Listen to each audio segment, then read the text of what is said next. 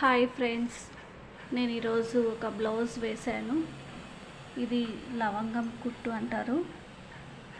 ఇది సన్న పూస, లావు పూస, మరి సన్న పూస వచ్చేసి లవంగం కుట్టు వచ్చింది. తర్వాత కర్దాని పూసలు వచ్చినాయి, ముత్యాలు వచ్చినాయి. అక్కడక్కడ రింగులు కూడా పెట్టాను. ఇవి రింగ్స్ పెట్టాను అక్కడక్కడ. ఈ లవంగం కుట్టు అంటారు. ఇది నెక్కు చూడండి,